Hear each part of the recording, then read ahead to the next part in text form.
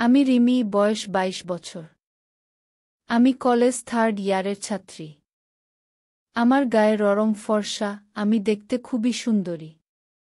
আমার বাবা একজন বড় ব্যবসায়ী।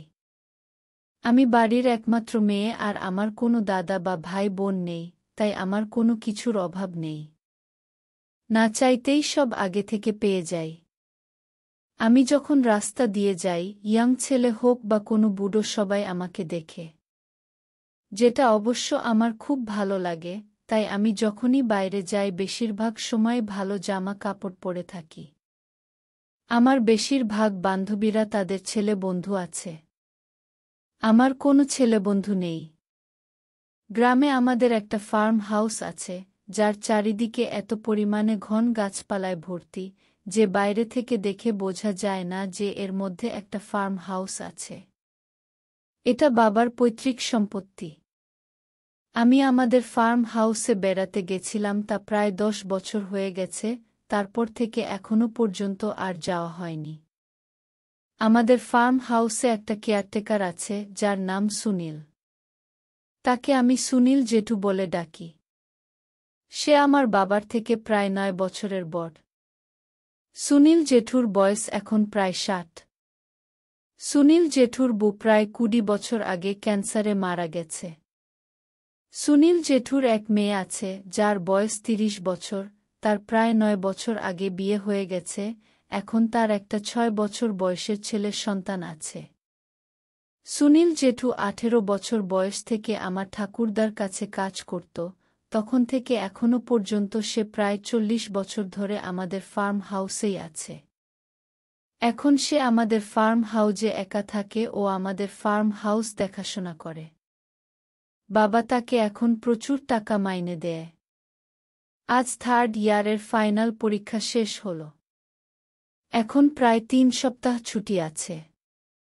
রাতে একসাথে খাওয়া দাওয়া করার সময় বাবা বলল, রিমি, তোর রেজাল্ট আউট হতে এখনও তো প্রায় 3 সপ্তাহ বাকি, তুই বরং এই কটা দিন গ্রামে গিয়ে কাটিয়ে আয়। গ্রামের পরিবেশ থেকে কিছু দিন কাটিয়ে আসলে তোর মন মানসিকতাও ভালো থাকবে। আমার ব্যাপারটা বেশ ভালো লাগে, তাই আমি রাজি হয়ে যাই আর বললাম এটা একটা ভালো আইডিয়া। বাবা বলল, তাহলে কাল সকালেই বেরিয়ে পড়, আমি কেয়ারটেকারকে বলে দিচ্ছি। আমি বললাম ঠিক আছে। রাতে জামা কাপড় প্যাক করে নিলাম। পরের দিন সকাল হতে আমি বেরিয়ে পড়লাম। প্রায় দুপুর নাগাদ গ্রামে পৌঁছে গেলাম। রাস্তা খুবই খারাপ, তাই আমি ড্রাইভারকে আমাকে নামিয়ে দিয়ে চলে যেতে বললাম। ড্রাইভার বলল, ম্যাম, এখনও তো ফার্ম হাউস বেশ কিছুটা দূর আছে আর আকাশে মেঘও করেছে, বৃষ্টি হবার সম্ভাবনা আছে। আমি বললাম, কোনো অসুবিধা হবে না।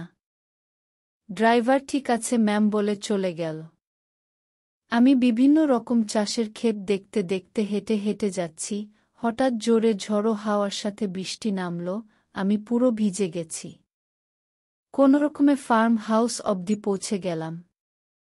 আমি দরজায় নাড়াতেই সুনীল জেঠু দরজা খুল। আমাকে দেখতেই সুনীল জেঠুর চোখ যেন আমার দিকে আটকে গেছে। আমি লক্ষ্য করলাম সুনীল জেঠুর লুঙ্গি তাঁবু হয়ে গেছে। আমি জিজ্ঞাসা করলাম, জেঠু, আমার রুম কোন দিকে? আমার কথা বলতেই সে যেন সম্মতি ফিরে পেল। সুনীল জেঠু প্রথমে হকচকিয়ে গেলেও আমি ব্যাপারটা কি নরমালে নিয়েছি দেখে সেও নরমাল হয়ে গেলেন। সুনীল জেঠু আমাকে রুমটা দেখিয়ে দিয়ে বলল, রিমি দিদিমনি, এইদিকে আর একটা নতুন গামছা দিল। আমি একটা মুচকি হাসি দিয়ে ঘরে চলে গেলাম। সুনীল জেঠুর বয়স 60 হলেও তাকে দেখে বোঝা যাচ্ছে সে এখনও খুবই বলিষ্ঠ। তার হাইট প্রায় 6 ফুট। গ্রামের লোকজন অতিরিক্ত খাটাখাটনি করে, তাই মনে হয় তাদের শরীর এরকম।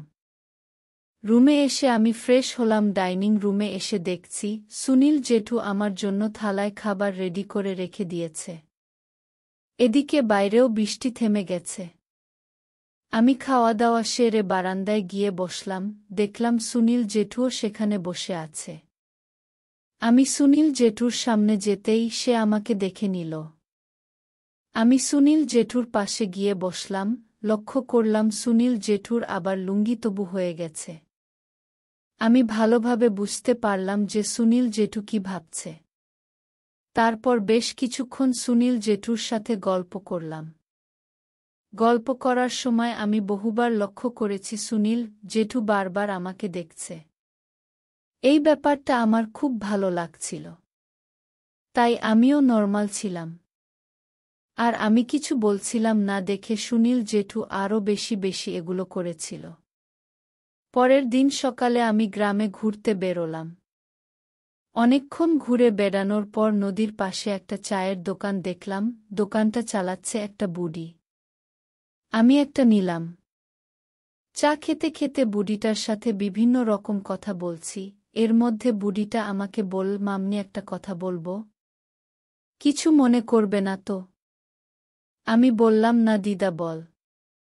তারপর বুড়িটা বলল, তোমাদের কেয়ারটেকার সুনীলের খুবই খারাপ। আমি ভাবলাম সুনীল জেঠু হয়তো এনার দোকান থেকে জিনিসপত্র বাকিতে নিয়ে গেছে আর টাকা দেয়নি। কিন্তু তবু আমি ভালো করে ব্যাপারটা বুঝতে বুড়িটাকে বললাম, কেন দিদা কি হয়েছে?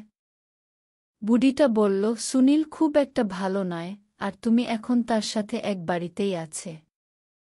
আমি বুড়ির কথাটা ভালোভাবেই বুঝতে পারলাম। বিকালে আমি ঘরে খাটে বসে মোবাইল দেখছি, এমন সময় আমার মনে হলো যেন আমার পিছনে কেউ দাঁড়িয়ে আছে। পিছন ঘুরতেই আমি চমকে গেলাম, দেখি সুনীল জেঠু। আমি কি করব? কিছু বুঝে উঠতে পারলাম না। হঠাৎ সুনীল যে দুজনে কিছুক্ষণ চুপ করে বসে থাকলাম। আমিও নিজেকে আটকাতে পারলাম না। দুজন মিলে খেলতে শুরু করে দিলাম।